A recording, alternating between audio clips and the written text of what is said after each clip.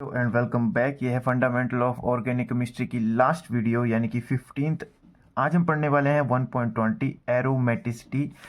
Aromatic characters होते हैं जिसको हम एरोमेटिसिटी बोलते हैं। पोजेस ज़्यादातर ये बेंजीन करती है। साइक्लिक कंपाउंड्स होने चाहिए 5 से 6 मेंबर्ड रिंग वाले। फ्लैट मॉलिक्यूल्स होने चाहिए, नियरली फ्लैट भी हो सकते हैं। अनयूजुअल स्टेबिलिटी इन मॉलिक्यूल्स के अंदर होती है और रेजिस्ट करते हैं एडिशन रिएक्शन को, और ज़्यादातर इलेक्ट्रोफिलिक सब्स्टिट्यूशन रिएक्शन के अंदर ये जाते हैं। इन्हीं करेक्टर्स को हम एरोमेटिक करेक्टर्स बोलते हैं। ये बेंजीन पोजेस करता है, लेकिन कुछ ऐसे और भी मॉलिक्यूल्स हैं जो इनको पोजेस करते हैं। उन्हीं के बारे में आज हम पढ़ने वाले हैं। उनके ऊपर पहले हम थ्योरी पढ़ेंगे, लेकिन उससे पहले हम जान लेते हैं कि एरोमेटिसिटी कितने टाइप की होती है। बेंजोइड एरोमेटिक्स जिनके अंदर बेंजीन प्रेजेंट होगी, और दूसरे नॉन बेंजोइड जिनके अंदर बेंजीन प्रेजेंट नहीं होगी। 1.21 theoretical requirement of aromatic character. Aromatic sextet theory. Sextet word का मतलब होता है नंबर ऑफ इलेक्ट्रॉन्स जिसके 6 इलेक्ट्रॉन्स हो वैलेंस सेल के अंदर, उसको हम सेक्सटेट बोलते हैं। सेक्सटेट को 6 नंबर से डिनोट किया जाता है। केमिस्ट्री के अलावा इसका मतलब होता है 6, जब 6 आदमी डांस कर रहे होते हैं, ठीक है। उसी तरीके से यहाँ पे 6 जो कार्बन होंगे वो डांस करेंगे। कैसे? रॉबिन्सन थे 1925 में, उन्होंने बोला कि जो बेंजीन है उसके अंदर जो 6 कार्बन होते हैं, 4 वैलेंसी होती है, जिसमें से 3 जो होते हैं पाई 3 जो होते हैं सिग्मा बॉन्डिंग में आ जाते हैं, और एक जो होता है वो फ्री इलेक्ट्रॉन बच जाता है। और 6 कार्बन है तो हमारे को 6 इलेक्ट्रॉन्स देखने को मिल जाते हैं। हर एक कार्बन एक एक इलेक्ट्रॉन कंट्रीब्यूट करता है, पाई इलेक्ट्रॉन कंट्रीब्यूट करता है, जिसके चलते एक सेक्सटेट की फॉर्मेशन होती है। 6 वैलेंसी यहाँ पे हमारे को देखने को मिलती है। पाइरिडीन में अगर हम देखें तो यहाँ पे 5 कार्बन है, और पांचों कार्बन ने एक एक पाई इलेक्ट्रॉन का कंट्रीब्यूशन करा है स्ट्रक्चर में, जिसके चलते एरोमेटिक करेक्टर आ जाते हैं। पहली थ्योरी ऐसा बोलती है, this sextet is responsible for aromatic character. Sextet क्या हुआ? ये जो कार्बन है जब अपना एक फ्री पाई इलेक्ट्रॉन स्ट्रक्चर के अंदर कंट्रीब्यूट कर देता है, रेजोनेंस के अंदर कंट्रीब्यूट कर देता है। दूसरी रेजोनेंस थ्योरी है, केकुले ने ये दी थी, बताया था बेंजीन रिंग के बारे में, कैसे इसके कंट्रीब्यूटिंग स्ट्रक्चर होते हैं, डबल बॉन्ड के इंटरचेंज में ही इनके कंट्रीब्यूटिंग स्ट्रक्चर बन जाते हैं। और इसके अंदर ये जो रेजोनेंस एनर्जी होती है ये कंट्रीब्यूटिंग स्ट्रक्चर की कम होती है, और जो हाइब्रिड स्ट्रक्चर होता है, ये हाइब्रिड स्ट्रक्चर जो होता है उसकी ज़्यादा होती है। तो resonance energy is responsible for unusual stability, ऐसा रेजोनेंस थ्योरी का बोलना था।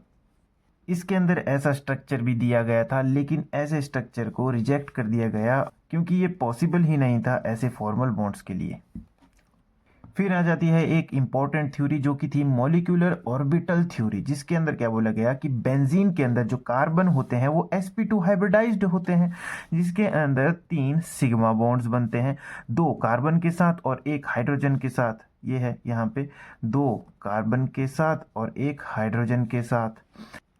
फ्लैट हेक्सागोनल रिंग होती है बेंजीन की, ये रही इसकी फ्लैट हेक्सागोनल रिंग, जिसके अंदर कार्बन कार्बन और कार्बन हाइड्रोजन के जो सिग्मा बॉन्ड्स होते हैं formed by sp2 hybrid carbon atom.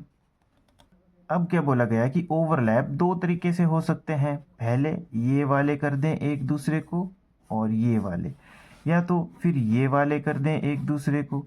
लेकिन ये दोनों ही एकदम सही नहीं थे, क्योंकि जो 6 डीलोकलाइज्ड पाई इलेक्ट्रॉन्स थे, हमने पीछे पढ़ा था 6 पाई कहाँ से आए, यहाँ से हर एक कार्बन ने एक एक डोनेट किया, एक एक अपने आगे जो फ्री इलेक्ट्रॉन था वो दिया था पाई इलेक्ट्रॉन वाला।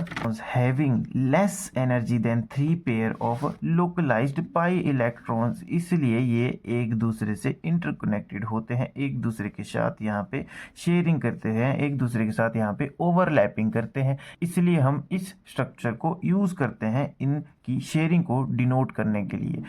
जो डीलोकलाइजेशन होती है इलेक्ट्रॉन्स की, वही रिस्पॉन्सिबल होती है अनयूजुअल स्टेबिलिटी की और एरोमेटिसिटी के लिए, क्योंकि जब ये एक दूसरे के साथ यूं कंटिन्यू मूविंग पे रहेंगे तो हमारे को एक रेजोनेंस वाला स्ट्रक्चर देखने को मिलेगा, जिसके चलते हमारे को एरोमेटिसिटी देखने को मिलेगी, ऐसा इस थ्योरी का बोलना है।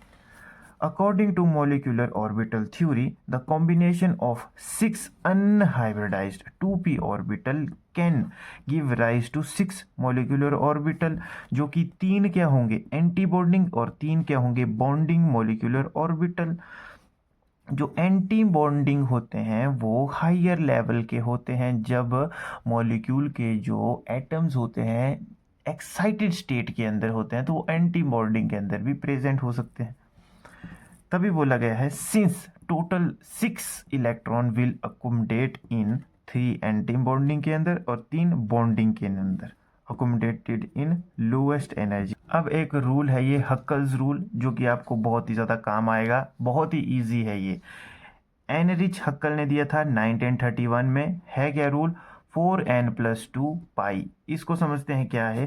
थ्योरेटिकल कैलकुलेशन करी गई थी based upon molecular orbital theory, जो कि हमने ऊपर पढ़ी, इसलिए उसका ही ये ब्रांच है, लेकिन किताब में थोड़ा सा अलग दिया गया है। इसने 2 बातें बोली, 2 बातों को जो मॉलिक्यूल फॉलो करेगा वो एरोमेटिक कैरेक्टर शो करता है। सबसे पहला बोला प्लेनर होना चाहिए या नियरली प्लेनर रिंग होनी चाहिए, having clouds of delocalised pi electrons. Delocalised pi electrons तो होने ही चाहिए, pi electrons above and below the ring, ring के ऊपर भी और नीचे भी क्या चाहिए हमारे को, डीलोकलाइज्ड क्लाउड्स चाहिए। तो पहली प्लेनर रिंग आ गई, दूसरी डीलोकलाइज्ड पाई इलेक्ट्रॉन्स का क्लाउड प्रेजेंट होना चाहिए above and below the ring. दूसरा जो रूल है वो है pi electrons contain a total of 4n+2 pi electrons where n can be 0 onwards. 4n+2 का क्या मतलब है? 4+2 यानी कि 6 पाई इलेक्ट्रॉन्स किसी भी स्ट्रक्चर के अंदर जब प्रेजेंट होंगे तब वो स्ट्रक्चर एरोमेटिक होगा। यहाँ पे ये जो n है ये इसकी वैल्यू को फिल करने के लिए दिया गया है। जैसे 6 पाई इलेक्ट्रॉन्स है बेंजीन के केस में, तो यहाँ पे 4 होगा। जब n = 1 हो जाएगा तो since n = whole number, benzene is aromatic. तो इसी फॉर्मूले के ऊपर ये बोला गया कि देयरफॉर एरोमेटिक कंपाउंड जो होते हैं नेसेसरली उनको बेंजीन रिंग की ज़रूरत नहीं होती। एग्जाम्पल के लिए इसके टाइप्स भी हैं, जैसे मोनोसाइक्लिक सिस्टम। मोनोसाइक्लिक सिस्टम में क्या होगा, एक ही साइकिल होगी। आप यहाँ पे देख सकते हो इसमें भी 6 पाई इलेक्ट्रॉन्स है, बेंजीन के अंदर भी 6 पाई इलेक्ट्रॉन्स है।